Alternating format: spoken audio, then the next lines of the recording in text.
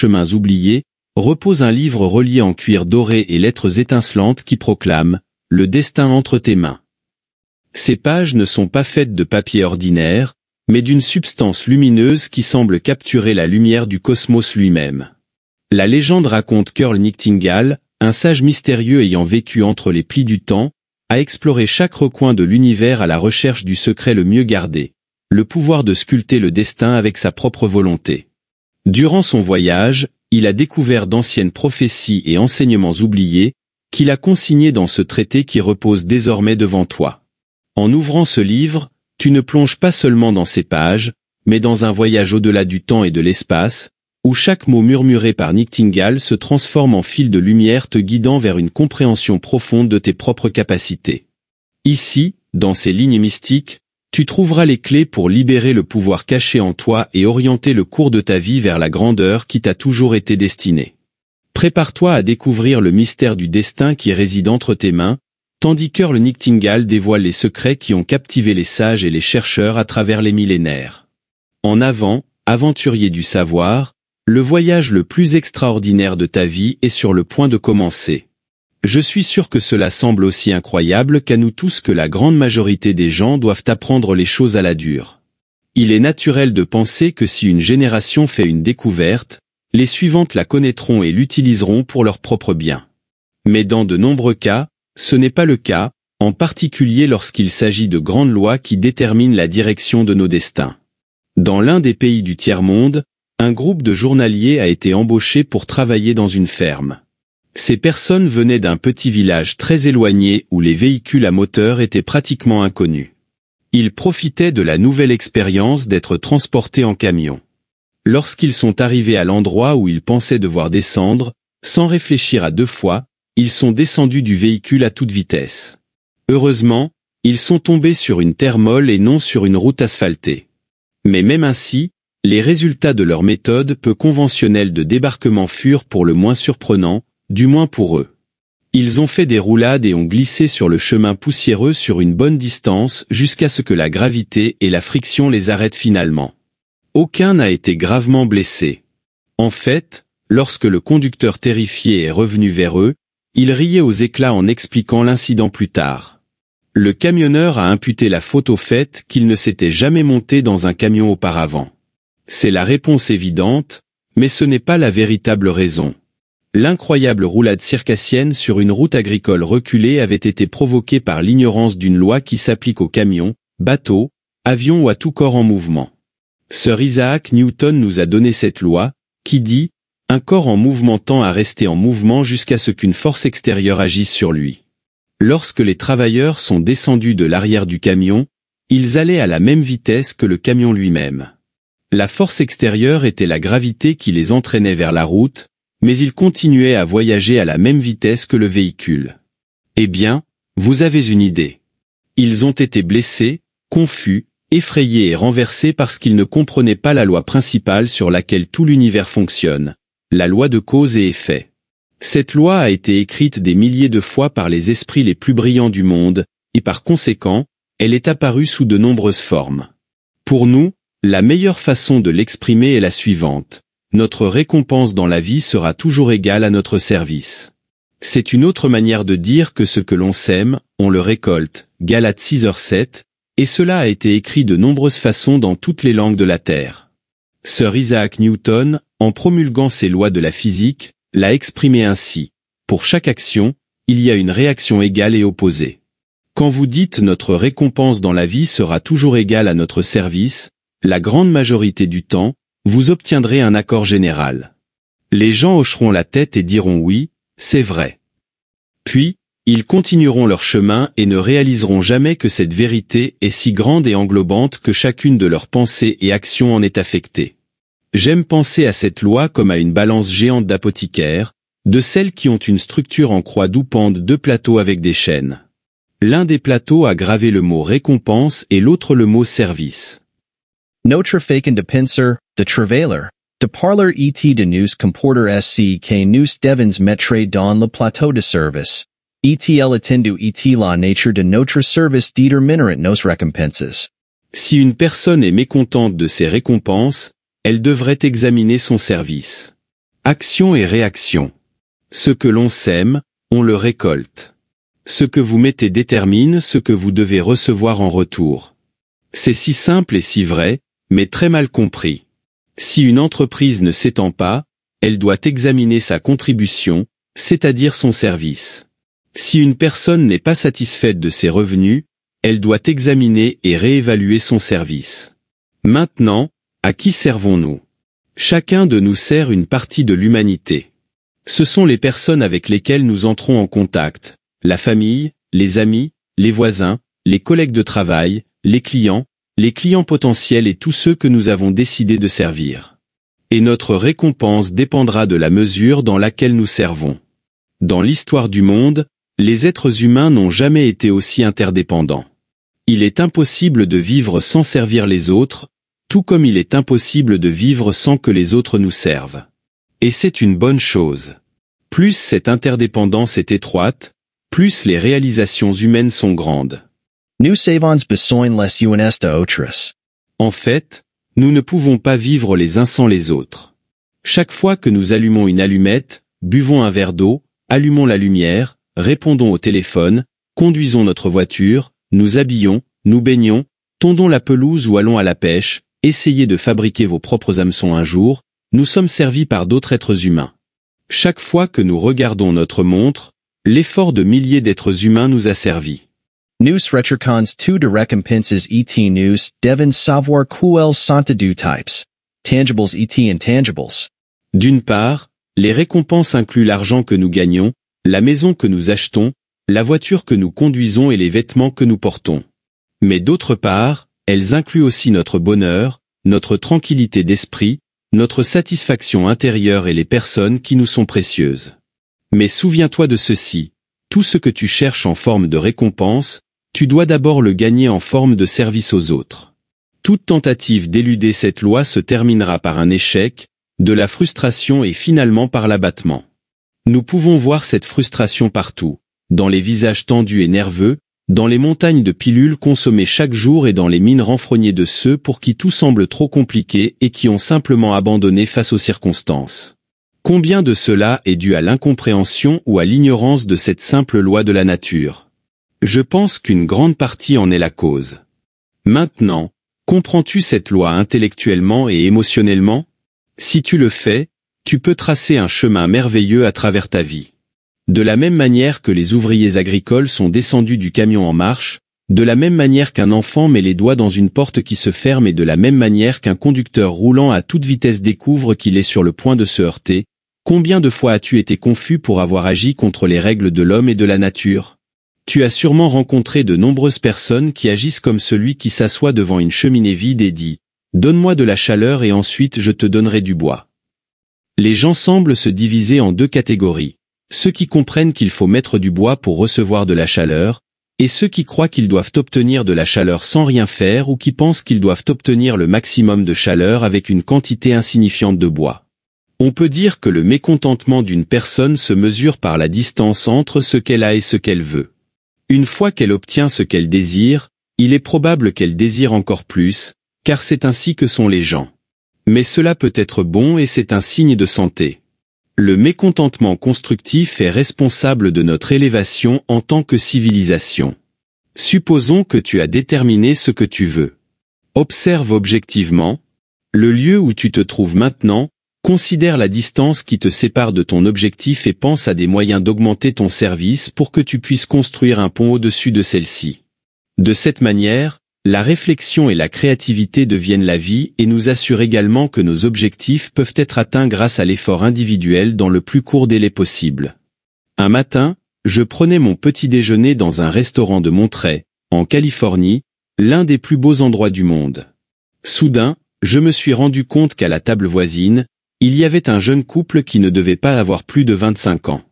Leur malheur était évident. Le jeune homme disait « Eh bien, j'ai essayé partout, mais personne ne veut me donner du travail. Je suppose que nous devrons retourner chez nous. » De son attitude, on pouvait observer qu'il voulait vivre dans la péninsule de Monterey, mais il était sans argent et ne trouvait pas de travail. Mais il avait dit « Personne ne veut me donner du travail. » Il voulait que quelqu'un lui donne quelque chose, et s'il avait inversé l'idée, cela aurait été très bien qu'il dise quelque chose comme « Parmi les choses que je sais faire, lesquelles pourraient être utiles à certaines des personnes de ce bel endroit, ou comment puis-je ou pouvons-nous être précieux pour cette communauté ? Les gens d'ici seront ravis de nous donner les moyens de subsistance dont nous avons besoin si nous trouvons une manière de les servir.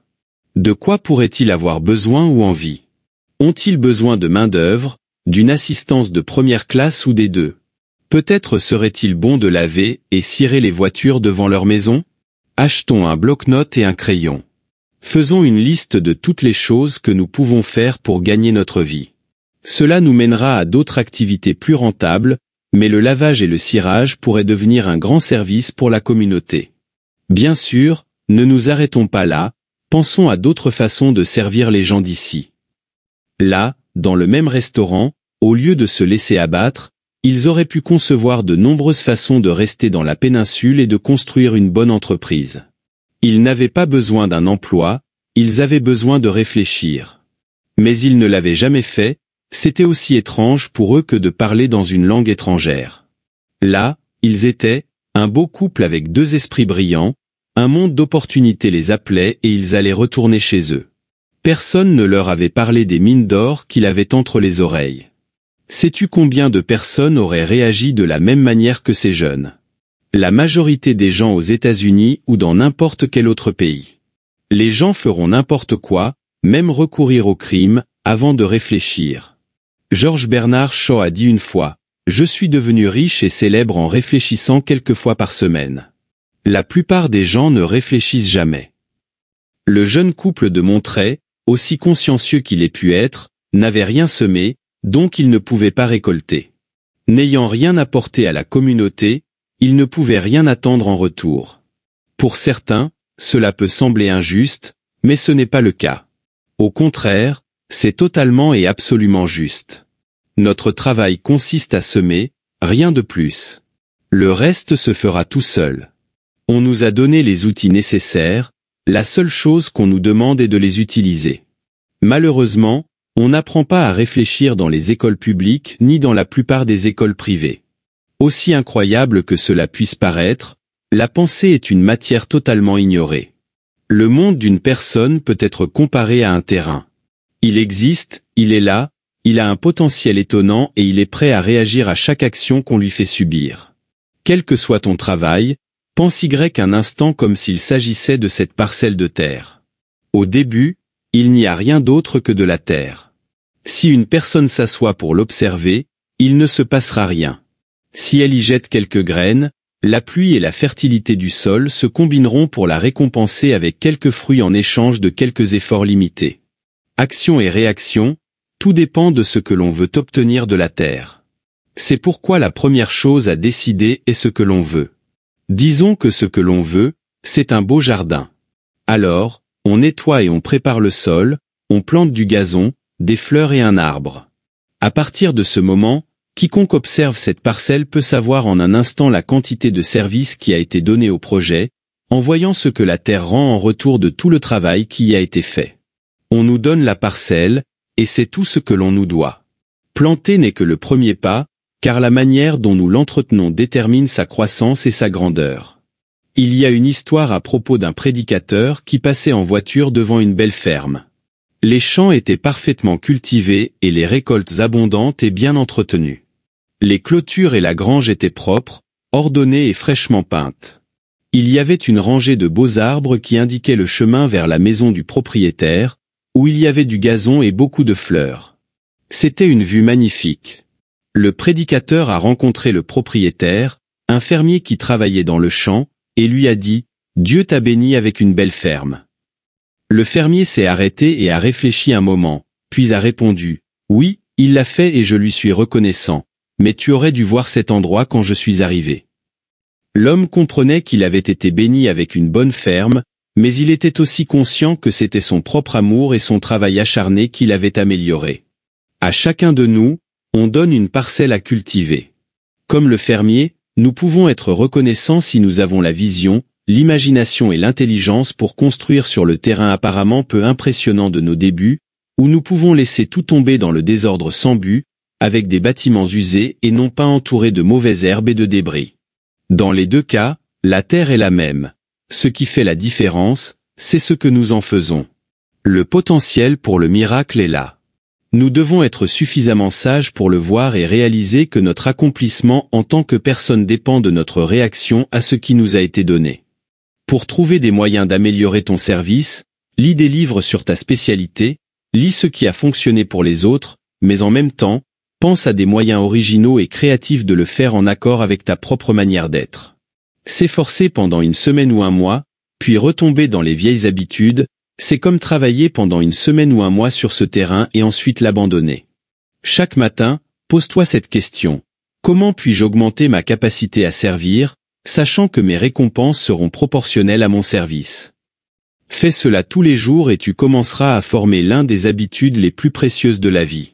Horace a écrit, « Si quelqu'un cherche la grandeur, qu'il l'oublie et demande la vérité, puis il trouvera les deux. » Tu peux chasser toute confusion, les complications, les soucis et les peurs incertaines si tu reviens aux grandes lois et aux grandes vérités sur lesquelles repose tout le monde et tous ses succès. Lorsque nous observons une entreprise, nous pouvons voir ce qu'elle fait pour la communauté en voyant ce que la communauté a fait pour l'entreprise. Elle grandit et prospère, se maintient simplement ou est peut-être sur le point de fermer. Quelle que soit la situation, c'est un reflet de son service et de l'acceptation de celui-ci par les gens. Il en va de même pour les familles et leurs résidences. Si vous marchez dans n'importe quelle rue, vous verrez que certaines sont bordées de belles maisons coûteuses, tandis que dans d'autres quartiers, la pauvreté est évidente. Les bâtiments sont délabrés, les cours sont envahis par les mauvaises herbes, et il y a de la ferraille et des débris partout, ainsi que des voitures rouillées. Cela reflète ce que les personnes vivant dans ces maisons, qu'elles soient belles ou en ruine, font pour elles-mêmes et pour la communauté. J'ai toujours été frappé par le fait que, dans les quartiers à fort taux de chômage, les gens semblent ne pas avoir le temps de ranger leurs maisons et leurs jardins, tandis que ceux qui travaillent le plus ont les maisons les plus propres et les plus attrayantes, avec des pelouses bien entretenues et des jardins fleuris. L'environnement est un miroir des habitants du quartier. Si les personnes changent, l'environnement changera aussi. Un jour, un homme regardait un match de football à la télévision. Son fils de 5 ans n'arrêtait pas de le déranger. Alors, l'homme arracha une page du journal, c'était une annonce pleine page montrant une image de la planète Terre vue de l'espace. Il en fit une douzaine de morceaux, les donna à son fils et lui dit « Tiens, fais ce puzzle et montre à papa à quel point tu es intelligent. » Puis il retourna regarder le match. En un temps étonnamment court, l'enfant avait reconstitué l'image. Le résultat final n'était pas très propre, mais c'était un bon travail pour quelqu'un d'aussi jeune. « C'est incroyable, » dit le père. « Comment as-tu fait si vite ?»« Il y avait un dessin d'un homme de l'autre côté, » répondit le garçon. « J'ai juste mis l'homme en ordre et cela a fait que le monde soit en ordre. » L'enfant fut surpris par l'étreinte forte et chaleureuse qu'il reçut soudainement. « C'est bien ça, mon fils, dit le père, quand l'homme est en ordre, son monde l'est aussi. Être en ordre, c'est comprendre comment les choses fonctionnent. Travailler dur ne suffit pas, il faut travailler intelligemment. Combien de fois avons-nous entendu quelqu'un dire « Mon père a travaillé dur toute sa vie mais n'a jamais eu rien à montrer pour cela ». C'est une autre façon de dire « Mon père, que Dieu ait son âme, n'a jamais su comment les choses fonctionnent. Il a travaillé dur toute sa vie, mais dans un emploi avec un service très limité. » Ou bien « Mon père était une personne brillante, mais il sautait d'une chose à l'autre et n'a jamais été assez patient pour bien faire l'activité en cours, donc il l'abandonnait peu de temps après l'avoir commencé. » Pour réussir, il faut du temps, de la dévotion, de la créativité et un engagement à 100%. News Devons News Demander. Comment puis-je améliorer mon service et, si faisant, augmenter ma récolte et mes récompenses? Très bien. Comment pouvons-nous corriger la situation? William James nous a donné la réponse. Il a écrit « Soit un stimulus inhabituel les remplit d'exaltation émotionnelle, soit une idée inhabituelle de nécessité les pousse à aller au-delà des limites de leur volonté. » En d'autres termes, les émotions, les idées et les efforts sont ceux qui nous aident à atteindre notre objectif. Si vous vous inquiétez pour vos revenus ou votre avenir, vous vous concentrez de manière incorrecte sur le côté des récompenses de la balance. regardez de l'autre côté, ne vous préoccupez que d'améliorer votre service, de devenir grand là où vous êtes, et vos revenus et votre avenir se prendront en charge tout seuls. Ne soyez pas comme la personne qui s'assoit devant une cheminée vide et demande de la chaleur. Empilez d'abord le bois. La prochaine fois que vous serez seul dans un endroit tranquille, contemplez votre parcelle de terre, c'est-à-dire votre vie, et commencez à semer les graines qui vous donneront une récolte abondante. Dans son essai sur les réserves vitales, William James a écrit « En comparaison de ce que nous devrions être, nous sommes à peine à moitié éveillés. Notre feu est éteint, nos courants d'air contrôlés. » Nous utilisons donc seulement une petite partie de nos ressources mentales et physiques. Par conséquent, l'être humain vit généralement bien en deçà de ses limites, possédant de nombreuses facultés qu'il n'utilise habituellement pas. Son énergie atteint son maximum de puissance et son comportement est en dessous de l'optimal. Graines de succès. Nous allons parler d'un principe qui ne faillit jamais, un principe qui apporte tranquillité, qualité et richesse à la vie, l'intégrité.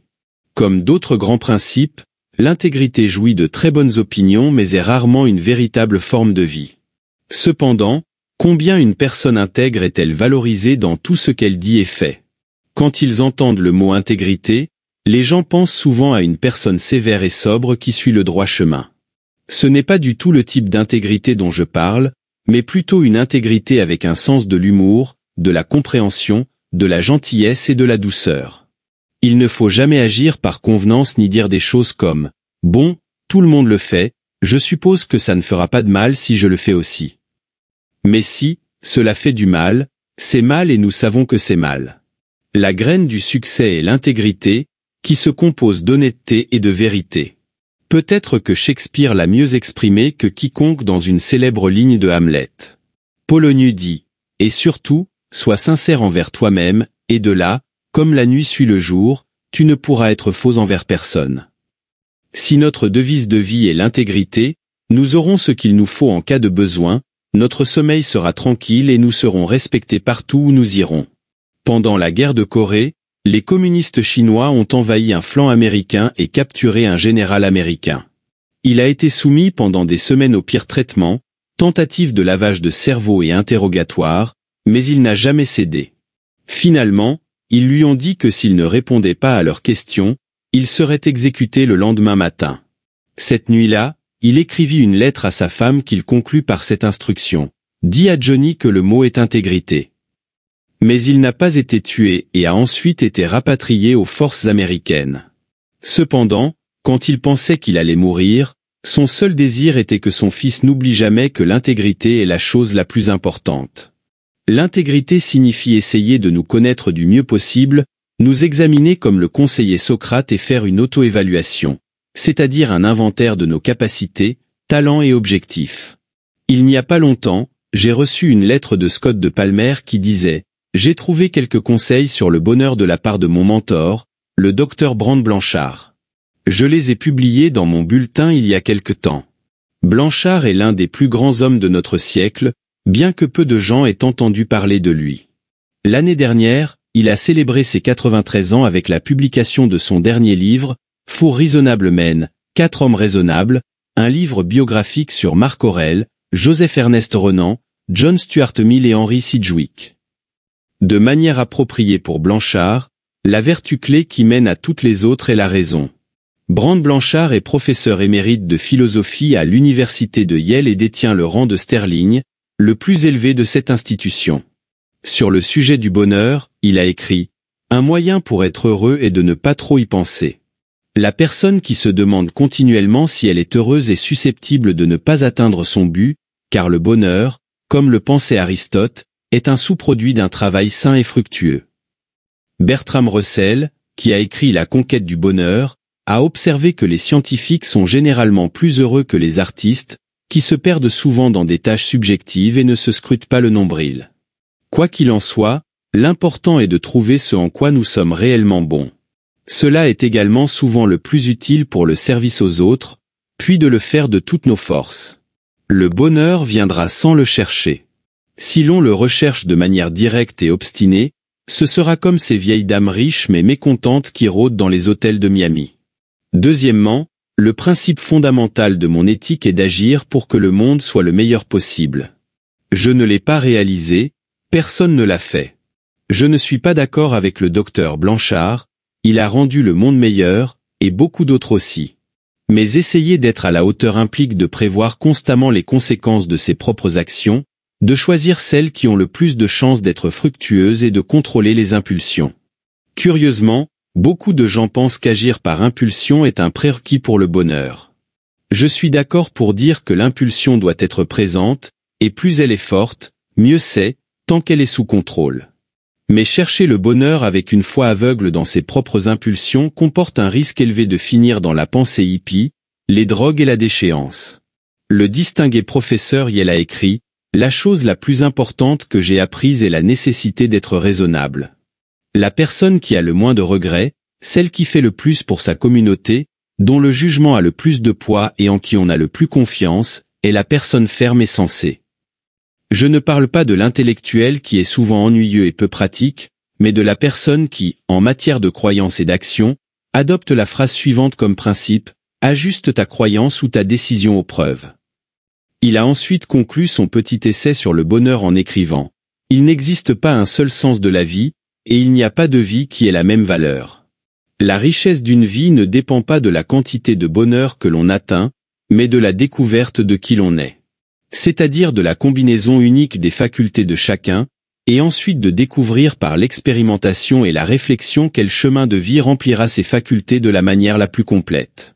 Tu ne recevras jamais de meilleurs conseils. » Je suis d'accord avec Scott Palmer pour dire que le professeur émérite Sterling Brand Blanchard, à ses 93 ans, dont la majorité a été consacrée à l'étude et à l'enseignement, et à l'observation de l'espèce humaine, sait de quoi il parle. Et pour moi, la sensibilité est un autre mot pour l'intégrité, combinée avec la vérité et fondée sur les preuves. Et j'ai beaucoup aimé comment il a terminé son essai sur le bonheur, en particulier ce qu'il a dit sur les facultés de chacun. Quelles sont les tiennes? Il doit y avoir quelque chose, probablement plusieurs choses, que tu peux faire très bien, que tu apprécies beaucoup et qui rendra automatiquement le plus grand service aux autres. Es-tu prêt à découvrir, à travers l'expérimentation et la réflexion, quel chemin de vie remplira ces facultés de la manière la plus complète? C'est être sincère avec toi-même, c'est l'intégrité, c'est la sensibilité et la raisonnabilité. Être sincère avec nous-mêmes signifie assumer la responsabilité de tirer le meilleur parti de ce que nous avons. Et qu'avons-nous? Nous possédons la richesse immense de nos esprits, de nos capacités, de nos talents et de notre temps. Et l'investissement de notre richesse est ce qui déterminera nos gains en toutes sortes de domaines. Nos capacites, nos talents et notre temps nous accompagneront toujours, aucun nous aliens, et représentent la valeur que nous avons. Voici ce qui rend l'être humain autonome, bien que la majorité des gens ne le sachent pas. Il me rappelle le cheval et l'éléphant qui ignorent leur propre force et deviennent facilement dressés. De la même manière, les êtres humains vivent dans de petites prisons qu'ils se créent eux-mêmes, inconscients de leur capacité à être libres, à faire ce qu'ils aimeraient le plus et ainsi récolter une moisson bien au-delà de ce qu'ils pourraient imaginer. Mais ils sont esclaves de leur ignorance et se suivent les uns les autres comme des fourmis. Comment auraient-ils investi leur richesse intérieure alors qu'ils ne le savent même pas? Comme pour toute forme de richesse, c'est nous qui décidons de l'usage que nous en faisons. Nous pouvons l'agaspiller jusqu'à si tu el disparais ou l'investir intelligemment et recevoir une rémunération abondante, que pourvoir à largement aux besoins de nos familles pour le reste de nos vies. Seuls nous-mêmes pouvons saboter la richesse de nos esprits, talents, capacités et temps. Il faut faire un choix, et c'est là que l'intégrité entre en jeu. Elle implique de faire le meilleur usage de ce qui nous a été donné. Cela semble simple, la vérité est toujours simple. Dès que nous investissons correctement notre richesse, nous nous situons au-dessus de la concurrence. Nous ne compétirons plus, mais nous créerons. En ce moment, tu comprends quelque chose que la grande majorité n'a jamais connu, et ici se trouvent les fondations sur lesquelles toutes les grandes histoires de vie ont été bâties dans tous les domaines. Alors, investis dans un bloc-notes jaune et quelques crayons, et commence à prendre des notes sur comment tirer le meilleur parti de ce que tu as. Voici quelques prémices pour le succès. Le succès n'a rien à voir avec la taille du cerveau. Le plus grand cerveau jamais enregistré était celui d'un idiot et le plus petit était celui d'Anatole France, qui a gagné le prix Nobel de littérature en 1921. Certaines des plus grandes personnes du monde dans tous les domaines sont ou étaient petites, chauves et grosses, d'autres grandes et minces. Certaines ont eu une éducation splendide, d'autres peu ou pas du tout. La personne destinée à la grandeur est celle qui décide par elle-même de tout miser, et toutes les personnes ayant un véritable succès ont quelque chose en commun. Elles suivent consciemment ou inconsciemment la loi de la cause et de l'effet et sont sincères envers elles-mêmes. Bien que la majorité des gens soient d'accord avec le principe de l'intégrité, en réalité cela ne leur importe guère.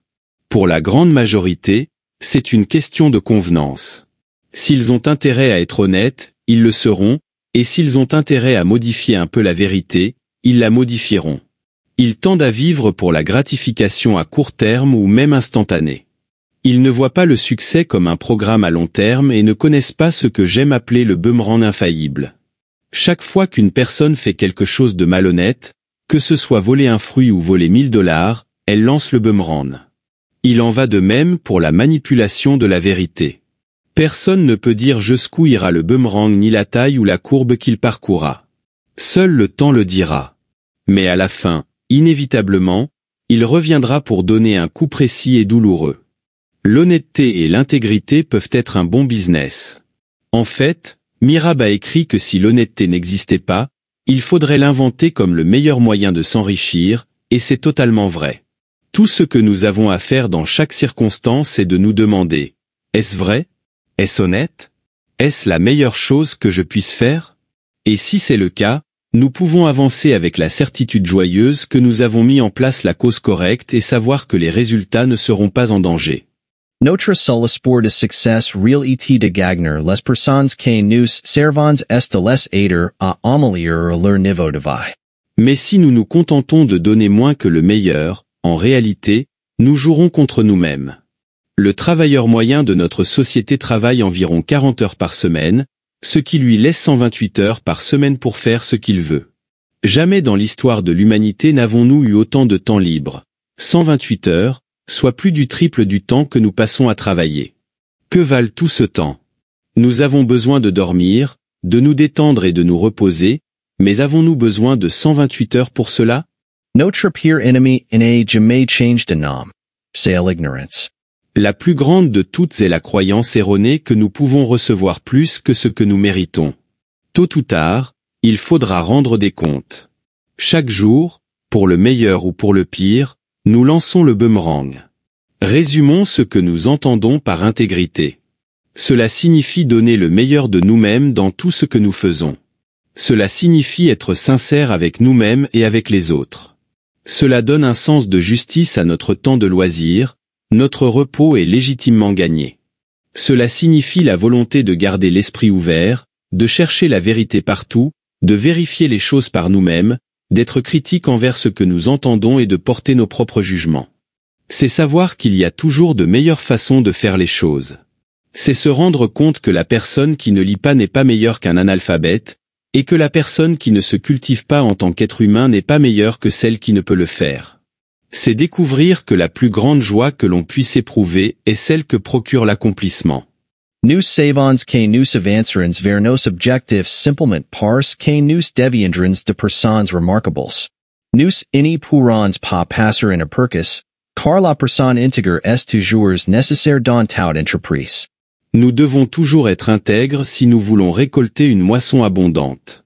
Souviens-toi que ta vie est comme une parcelle de terre fertile et qu'elle ne pourra te rendre que ce que tu y sèmes. Et que possèdes-tu à semer? Tu as une grande richesse, ton esprit, des talents inexploités et du temps que tu ne peux ni économiser ni retenir. Profitant au maximum. Il n'est jamais trop tard. Utilise la vérité comme guide et prends l'intégrité comme devise de vie. Ainsi, ta parcelle de terre te récompensera, toi et les tiens, en abondance. Et si tu as des jours où tu te sens déprimé ou confus, rappelle-toi ce commentaire de Debrick. Fais ton travail et donne un effort supplémentaire, celui qui rend tout cela digne. Tu dois savoir que tu souffriras et vacilleras, mais fais tout de même ton travail, mets ton cœur, et le ciel s'éclaircira. Diverses études ont été réalisées sur les facteurs qui motivent les gens à vivre de la manière dont ils le font. Dans ce livre audio, nous avons déjà couvert suffisamment de terrain pour établir le fait que les gens sont responsables de leur vie, sauf en cas d'un acte de Dieu ou du gouvernement qui changerait les choses de manière permanente ou temporaire. Par exemple, beaucoup de mes amis sont morts pendant la Seconde Guerre mondiale alors qu'ils avaient entre 20 et 30 ans. De même, les vies d'autres personnes ont été modifiées de manière irréversible par des blessures ou des maladies graves. Mais la plupart d'entre nous jouissent de la santé, qui est l'état naturel de toute nature, et nous avons toute une vie à vivre. Parfois, que nous le croyions ou non, c'est un désavantage personnel.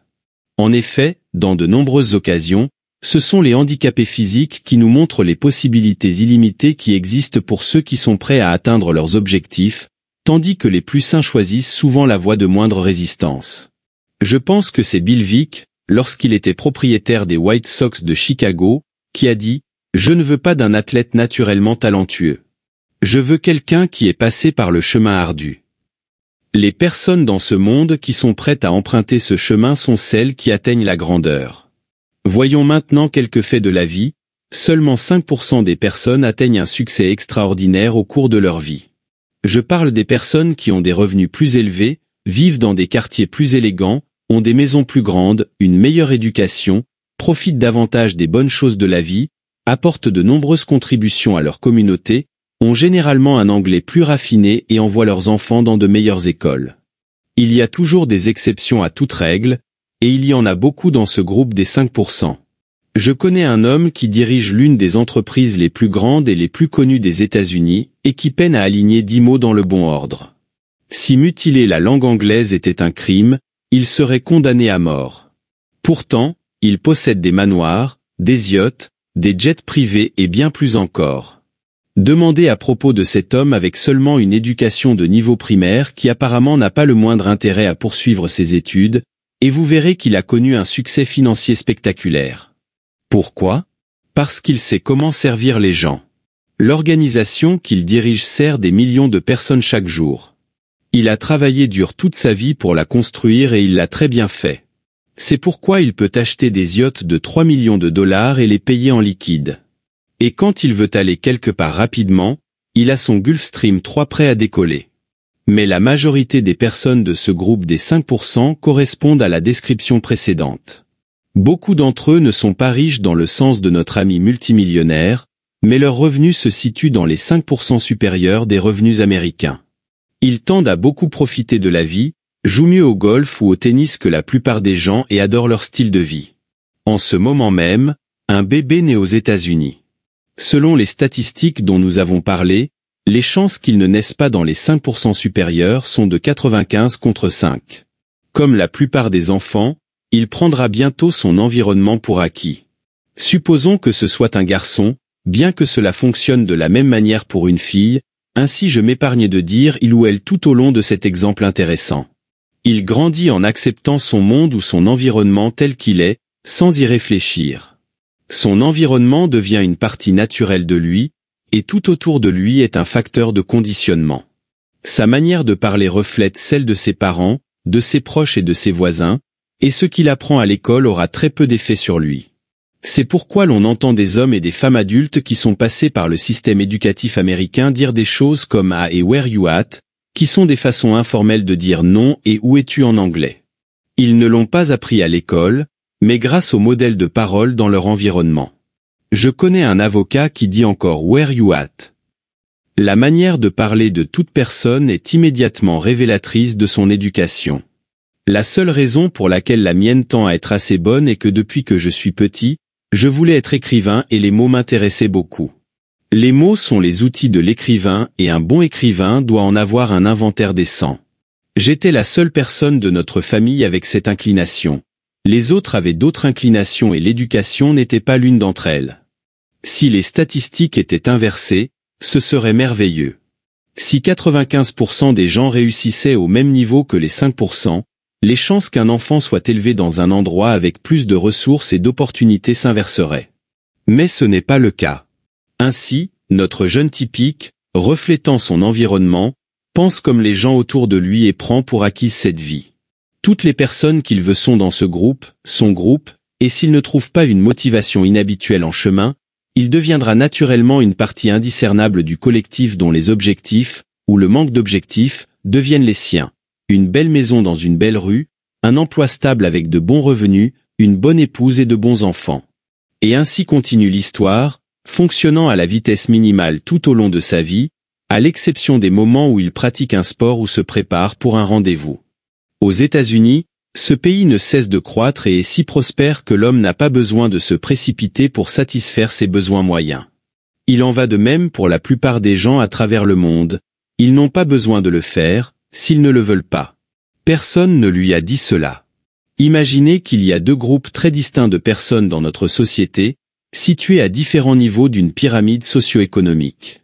Supposons que ce soit son père qui le lui ait dit à l'époque. Il aurait alors dessiné une pyramide avec des divisions. Voici le top 5% qui vit et travaille en haut, et voici ce que nous appelons la grande classe moyenne aux États-Unis, divisée en deux groupes principaux, la classe moyenne supérieure et la classe moyenne inférieure. Les États-Unis ont la plus grande classe moyenne du monde.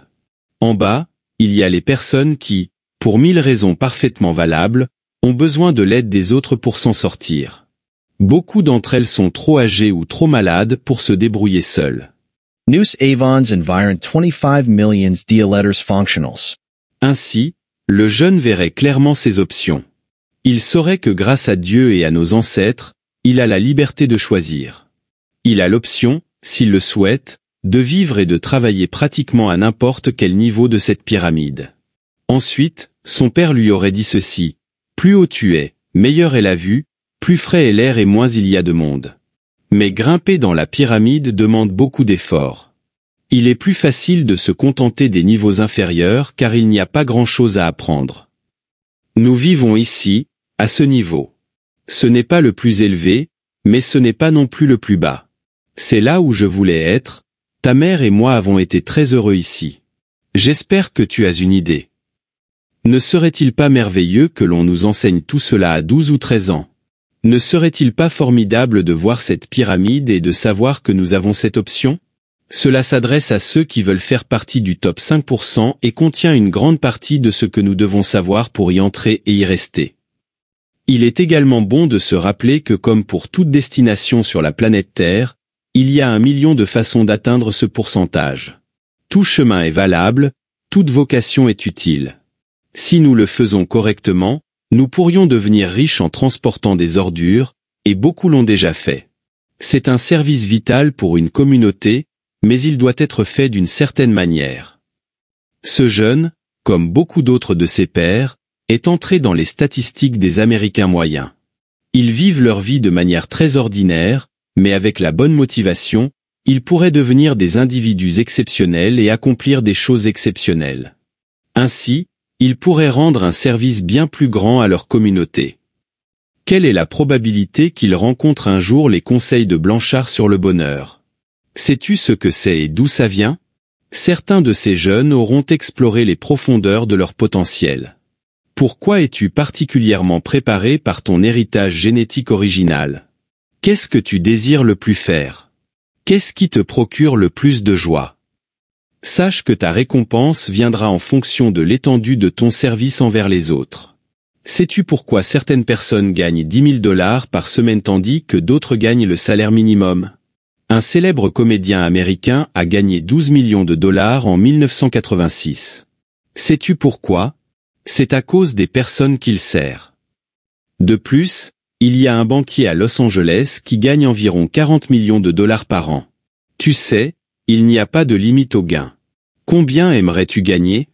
Que dirais-tu de 10 000 $ par semaine? Que dirais-tu du double? Bien sûr, ce n'est pas tout ce qu'il y a à gagner, loin de là, mais cela suffirait pour payer les dettes. Et si tu gagnes suffisamment pour te placer dans le top 5% de la population, tu seras au sommet de cette pyramide où le soleil brille le plus fort. Contrairement aux niveaux inférieurs, on est bien là-haut. Tu pourras aider les autres, apporter une contribution plus grande à la société. To Sarah's on philanthrope. Qu'est-ce que tu en penses? Il y a une discussion que j'aimerais avoir avec la jeunesse. Certains diront que cela provoquerait du mécontentement, mais je sais que le mécontentement est le plus grand motivateur de tous et est responsable de toutes les grandes inventions humaines, telles que le traitement de l'eau potable, l'utilisation de l'électricité, les égouts ou encore le supermarché. Un peu de mécontentement est bon, surtout quand il s'agit de nous-mêmes. L'effet de l'environnement a un pouvoir incalculable. Le désir le plus profond des jeunes à l'école est de plaire à leur père, d'être acceptés et appréciés par eux. Alors, ils commencent à imiter ce que font les autres garçons et tout le monde finit par agir de la même manière. Ils s'habillent de la même façon, parlent de la même façon et rient des mêmes choses, même quand ce n'est pas drôle. À cet âge critique, ils commencent à suivre les suiveurs, pas les leaders. Bien que ce soit bien au jour le jour, ces jeunes vulnérables et impressionnables s'adaptent aux autres. Ils ne se demandent jamais si les personnes qu'ils suivent sont de bons modèles, car l'important est de faire partie du groupe. C'est le piège subtil dans lequel pratiquement tout le monde tombe, et si nous n'échappons pas bientôt, il pourrait être trop tard. Des millions, pas des milliers, de millions restent piégés pour toujours. C'est étonnant combien d'adultes ne s'en sortent jamais. Nous les voyons encore à 50 ou 60 ans. Essayant toujours d'être juste un autre membre de la bande. Te souviens-tu de ce que Willy Loman a dit dans la grande pièce d'Aesop à Salesman d'Arthur Miller? Le plus important est de plaire. Loman n'a jamais grandi, il n'a jamais su qui il était. Son histoire est une tragédie moderne. C'est l'histoire de la mafia. Quand une personne manque d'identité propre, elle la cherche dans un cercle plus large. C'est pourquoi l'idée de rejoindre des groupes de différents types plaît tellement aux gens. De cette manière, nous obtenons un insigne, une étiquette qui nous dit ce que nous sommes. Cela ne veut pas dire que les hommes et les femmes réussis n'appartiennent pas à des organisations ou des groupes. Au contraire, ils en font partie et contribuent à leurs organisations, mais ils n'ont pas besoin d'elles pour avoir une identité, car ils savent très bien qui ils sont et ce qu'ils sont. Même si leurs organisations n'existaient pas, ils ne se sentiraient jamais perdus, ils auraient du succès et de l'autonomie. En tout cas, les personnes réussies suivent des chemins indépendants. C'est le point important à retenir. À un moment de leur vie, ils se détachent de la foule et suivent leur propre chemin. C'est agir en adulte et avec intelligence en suivant une telle voie, pas nécessairement seul mais en rejoignant un groupe beaucoup plus restreint de personnes ayant des idées similaires. Nous ne pouvons pas mettre tout le monde dans ces 5%. Les anciens Romains avaient leur cirque, l'homme moderne a le divertissement audiovisuel, bien supérieur à l'ancien cirque romain, et il n'a même pas besoin de sortir du confort de chez lui. Il est vrai qu'il y a beaucoup de choses merveilleuses dans le divertissement audiovisuel, et il est censé d'avoir une approche éclectique, c'est-à-dire de choisir ce qui nous intéresse vraiment. Mais des millions de familles sont accrochées toute la journée, comme hypnotisées par cela, et ensuite on pense à ce qu'elles pourraient faire avec une fraction de ce temps. L'une des meilleures choses à propos d'entrer dans ce 5% est qu'à mesure que nous vieillissons, la vie ne doit pas devenir moins intéressante ou plus laborieuse. Nous pouvons être très actifs à 60 ou 70 ans, voire plus. En outre, vieillir avec toutes les commodités de la vie est agréable et confortable. On peut passer l'hiver en Floride ou près de l'équateur et l'été dans des climats plus frais ou tropicaux. En effet, on peut profiter de tous les avantages d'une bonne vie. Mais peut-être que le plus important de tout cela est de pouvoir dire « J'ai donné le meilleur de moi-même et je n'ai pas encore terminé ». Ces vacances sur Terre ont été une expérience merveilleuse et je les ai vraiment appréciées. Maintenant, voyons ce que demain me réserve. Et il n'est presque jamais trop tard car avec un but qui en vaut la peine et la motivation pour atteindre les niveaux supérieurs de la pyramide, une personne peut voyager plus loin dans quelques années que ce qu'elle pourrait faire en une vie entière. Comme la plupart des écrivains, lorsque je relis quelque chose que j'ai rédigé il y a 10 ans, je vois des façons de l'améliorer. À l'époque, je ne discernais pas ces possibilités, mais maintenant je le fais. Cela signifie que j'ai progressé dans mon métier, que je suis plus capable qu'il y a 10 ans. Aujourd'hui, je vaux plus, et si je maintiens le rythme, je serai beaucoup meilleur dans 10 ans. Avant l'ère atomique, les enseignants soliaient dire que la valeur d'une personne d'un point de vue strictement chimique était d'environ 32. Au fil des années, cette opinion a connu un changement surprenant. Maintenant, les scientifiques calculent que si l'énergie électronique des atomes d'hydrogène de ton corps pouvait être utilisée, elle pourrait fournir tous les besoins électriques d'un grand pays industrialisé pendant près d'une semaine. Un scientifique de DuPont a affirmé que les atomes de ton corps contiennent une énergie potentielle de plus de 11 millions de kWh par livre.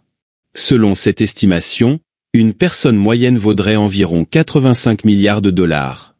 De plus, les drones des atomes de ton corps ne sont pas de simples particules de matière, mais des ondes d'énergie vivante, et ces ondes se propagent en motifs de lumière tandis qu'elles bougent. Elles chantent. Si tu avais le bon appareil auditif, tu pourrais entendre un grand flux fusionner avec les ondes des atomes. Ils ne chantent pas seulement, mais brillent aussi. Si tu te tenais devant une caméra rouge dans une pièce totalement sombre, l'écran te montrerait de la tête aux pieds comme un corps rayonnant. En résumé, tu es beaucoup plus que ce que tu sembles être à première vue. Si nous ajoutons à tout cela le fait qu'essayer de reproduire mécaniquement ton esprit coûterait des milliards de dollars, tu commences à te voir comme ce que tu es, une créature étonnante et d'une valeur infinie. Non seulement tu es précieux en tant qu'être humain, mais en plus, tu ne ressembles à aucun autre individu qui ait jamais vécu ou qui vivra jamais. Tu es unique. Maintenant, en échange de quoi vends-tu tout cela? Tous les êtres humains sont inestimables, mais les paiements tangibles et intangibles qu'ils reçoivent de la vie varient énormément. Le but de ce message est de t'aider à décider de ce que tu vaux en tant qu'être humain en ce moment dans la société actuelle et de ce que tu souhaites valoir, disons, dans 5 ans. En fin de compte, chaque personne est une entreprise pour elle-même, dans le sens où elle construit sa propre vie. C'est pourquoi je veux que tu te considères comme une entreprise ou une société. Tu es le président de cette entreprise, responsable de son succès ou de son échec. Toi et les membres de ta famille êtes actionnaires de l'entreprise, et il est de ton devoir de faire en sorte que la valeur des actions augmente au cours des prochaines années. Maintenant, même si les opérations d'une entreprise sont nombreuses et assez complexes, elles peuvent être réduites à 4 fonctions de base. 1 finance, 2 production, 3 ventes et 4 recherche. Sans un financement adéquat, il n'y aura pas de production. Sans production, l'entreprise n'aura rien à vendre. Sans vente, il faudrait arrêter la production. Sans recherche, il serait impossible de rester à jour ou en tête dans notre ère de rapide évolution. Si l'on sous-estime l'une de ces 4 fonctions essentielles, l'entreprise est handicapée, et si on les néglige, on prépare le terrain pour un suicide corporatif. News discuterons de finances, la partie monétaire de tout l'affaire, dans un autre section. Pour l'instant, concentrons-nous sur la recherche, la production et les ventes. Elles représentent la tête, les mains et les jambes d'une entreprise. On pourrait dire que la tête s'occupe de la recherche, les mains de la production, et les jambes des ventes. Si l'une de ces parties est coupée, l'organisation en souffre gravement. Combien d'entreprises et de marques qui étaient autrefois grandes ont complètement disparu du monde économique? Combien de noms qui étaient des leaders internationaux dans leur domaine sont maintenant juste des souvenirs? Malheureusement, ils n'ont pas réussi à maintenir un équilibre entre ces 4 fonctions cruciales. Et que dire de la recherche? Pour une entreprise, elle existe pour améliorer 2 domaines, le présent et le futur. C'est-à-dire que la recherche d'une entreprise devrait se concentrer sur les moyens d'améliorer ses services, sa production et ses ventes actuelles. Elle devrait aussi se pencher sur les moyens de développer de nouveaux services et de nouvelles méthodes de production et de commercialisation. Mais pendant que cette recherche est en cours, la production et les ventes actuelles doivent continuer à un niveau élevé. En résumé, une entreprise doit tenir compte à la fois du présent et du futur. La façon dont elle relève ces défis déterminera ses bénéfices actuels et sa croissance future. Pourquoi toutes les entreprises sont-elles préoccupées par la croissance, même quand elles semblent bien se porter actuellement? C'est une loi qui s'applique aussi bien aux entreprises qu'aux êtres humains. Rien n'est immobile dans ce monde, rien n'est immobile dans tout l'univers. Souvenons news de la loi de Newton. Un corps in movement reste in movement jusqu'à ce qu'une force externe agisse sur lui. Une entreprise qui grandit a tendance à continuer de croître. En d'autres termes, si une entreprise progresse, elle continue généralement à bien faire les choses. En revanche, une entreprise qui recule ou régresse a tendance à continuer à reculer ou régresser jusqu'à ce qu'une force extérieure agisse sur elle. Tous les directeurs responsables savent que si une entreprise ne croît pas, elle montre les premiers signes de déclin. Tu dois également comprendre que cette même loi s'applique aussi à toi. Maintenant, jetons un coup d'œil aux 10 ou 30 prochaines années. Mais avant cela, considère ceci. Il y a seulement 10 ans, si quelqu'un avait prédit que nous vivrions dans le monde que nous avons aujourd'hui, il aurait été ridiculisé. Je parle de tout, depuis notre technologie industrielle de base jusqu'aux luxes les plus ostentatoires. Nous sommes arrivés à un stade dans l'expansion du savoir humain où notre progression n'est plus seulement dynamique, mais devient explosive. Il est très probable que toute prédiction soit ultra-conservatrice. Regardons ce que disent les experts des 10 prochaines années. La majorité des dépenses dans les pays hautement développés seront consacrées à des produits et services qui vont bien au-delà des besoins de base comme les vêtements, le logement, le transport et les soins de santé. Imagine que la majeure partie des dépenses ira vers des choses qui vont au-delà de ces besoins. Ce serait la première fois dans toute l'histoire de l'humanité que cela se produit. On estime que le marché de consommation augmentera de plus de 50% dans la prochaine génération, un accroissement stupéfiant qui atteindra des centaines de milliards de dollars au cours des 30 prochaines années. Pour chaque bâtiment existant, il faudra en construire un nouveau. Et qu'en est-il de l'avenir de notre économie, c'est-à-dire la recherche et le développement? Aujourd'hui, plus d'argent est dépensé en investissement et développement en une seule année que pendant les 150 dernières années. Réfléchis un instant à ce que cela signifie pour toi et pour ton entreprise. Cela signifie que ton avenir est brillant, avec des possibilités illimitées. L'intelligence de notre société est en constante augmentation, avec des progrès notables dans l'éducation. Pendant les derniers 30 ans, les progrès ont été remarquables et ils seront stupéfiants dans les 30 prochaines années.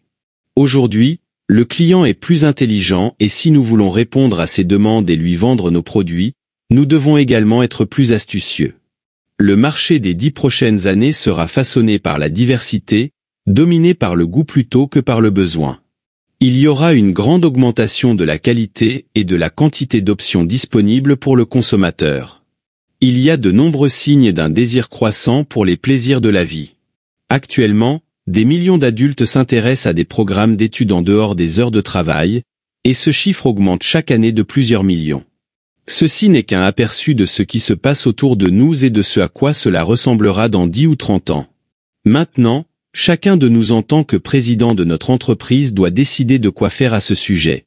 Nous pouvons croître avec cela ou reculer, il n'y a pas d'autre option, même si nous le voulions. Mais cela nous donne l'occasion de réfléchir. Posez-vous la question, quelle valeur ai-je en tant qu'entreprise? Si j'étais une autre personne, investirais-je dans mon projet? Une entreprise qui croît à un rythme de 10% par an doublera sa taille en environ 8 ans. Combien d'attention portez-vous à la production dans votre entreprise? Bien sûr, vous le pouvez. En fait, selon les calculs des experts, une personne peut augmenter son efficacité de 50 à 100% en moins de 30 jours. Nos archives regorgent de rapports de personnes qui ont dépassé leur performance antérieure de manière presque incroyable. Des personnes en gestion et en production qui ont multiplié leur efficacité, des étudiants passant de mauvaises à excellentes notes, des commerçants découvrant qu'ils pouvaient vendre beaucoup plus en un seul mois que ce qu'ils vendaient auparavant en une année entière. Réfléchissez à ce que cela signifie, être 12 fois plus efficace. Et revenons à la loi de cause à effet. Cela signifie être 12 fois plus utile, ce qui garantira que nous recevions en retour quelque chose 12 fois plus grand. N'oubliez pas que si nous faisons le double, nous devons recevoir le double, et rien sur Terre ne peut nous en empêcher. C'est la même chose si c'est le triple ou le quadruple. Vous et moi le savons, tout le monde devrait le savoir, mais rappelez-vous que 95% des gens l'ignorent. Pensez à l'avantage que cela nous donne. Ce n'est pas que nous voulions profiter de quelqu'un, mais cela démontre fermement la vérité du dicton. Le savoir, c'est le pouvoir. Vous seriez surpris du grand nombre de personnes qui cessent d'apprendre une fois leurs études terminées. À part les manuels de l'entreprise et d'autres littératures similaires, ils lisent très peu ou rien de vraiment précieux.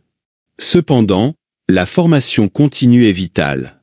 Si nous voulons rester dans la course, il y a beaucoup à apprendre, et notre cursus scolaire ne touche qu'une fraction de ce besoin. Une des matières les plus importantes est de bien s'entendre avec les gens. C'est seulement à travers les relations humaines que nous pouvons nous développer et réussir. Malheureusement, cette matière n'est pas enseignée dans l'éducation de base. Les grandes idées dont nous parlons dans cet audiobook sont rarement enseignées à la maison et presque jamais à l'école. Il est vrai que le savoir, c'est le pouvoir. De plus, cela se voit sur le visage et dans la parole, cela nous aide à éduquer nos enfants et à mieux nous entendre avec nos voisins et collègues. Peut-être que le savoir est le plus grand moteur du monde. À mesure que nous apprenons, nos horizons s'élargissent et nous réalisons qu'il y a beaucoup plus à faire et plus de temps pour le faire. Il faut abandonner l'idée de prendre sa retraite à 65 ans, car tant que nous pouvons apprendre et croître, il n'y a aucune raison de s'arrêter, et nous deviendrons plus efficaces avec le temps. Demain est un nouveau jour, le temps est le grand nivelleur. Tu n'as ni plus ni moins que ce que peut avoir toute autre personne sur Terre en ce moment. Pense à comment tu pourrais augmenter ton efficacité, améliorer ta production et donc rétablir tes récompenses. Rappelle-toi que chaque jour te donne une nouvelle page pour écrire l'histoire de ta vie. Oublie le passé, ne t'inquiète pas pour les opportunités manquées. Au lieu de cela, demande-toi comment tu pourrais mieux profiter d'aujourd'hui. Comme tu le sais, à un moment donné, nous épuiserons nos jours. Si nous perdons 1 heure chaque jour, cela équivaut à 250 heures par an où notre entreprise ne fait rien et nous ne gagnons rien de cette manière. Combien vaut ton temps par heure? Multiplie-le par 250 et tu verras ce que tu jettes à la poubelle. Maintenant, que ton employeur te paie ou non pour cette heure perdue n'a pas d'importance, car la vie ne te remboursera pas.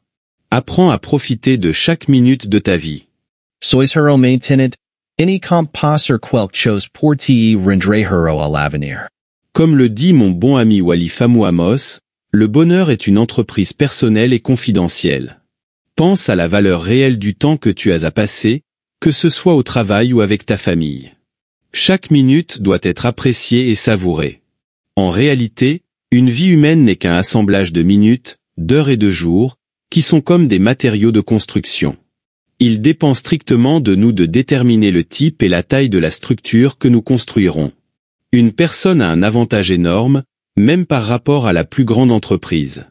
Pense à n'importe quelle grande multinationale, elle ne pourra pas doubler sa production ou ses ventes en un jour. Bien sûr, elles aimeraient beaucoup le faire, mais leur croissance doit être graduelle et constante en raison de la complexité de fonctionnement d'une organisation si grande. Cependant, une personne peut doubler, tripler ou quadrupler son efficacité en un mois ou moins. Comment as-tu géré les 4 fonctions vitales de ton entreprise, finance, recherche, production et vente? Combien de temps et d'efforts leur consacres-tu? Il y a de la marge pour s'améliorer. En ce qui concerne les ventes, celles-ci ne se limitent pas à la commercialisation d'un produit ou d'un service, mais incluent la manière dont nous nous présentons à toutes les personnes avec lesquelles nous interagissons. Cela englobe aussi notre relation avec tous nos cercles sociaux. Si nous nous concentrons sur les ventes, comment pouvons-nous servir plus de personnes chaque jour? Un appel supplémentaire par jour équivaut à 250 appels par an. Combien de ventes supplémentaires pourrais-tu réaliser avec 250 interactions de plus en 5 ans? C'est 150 appels que tu n'aurais pas fait autrement. Voilà la différence entre être dans la norme ou au-dessus, entre être bon et être excellent. Adopter cette nouvelle approche apportera la paix à notre esprit, la sécurité à notre avenir et une élévation en tant qu'être humain. De cette manière, nous pouvons travailler pour atteindre une pleine maturité. Avec cette attitude envers la vie, nous n'avons pas à nous soucier des résultats, même pour un instant. Demain, nous commencerons à réussir et nous profiterons de l'abondance pour le reste de nos jours.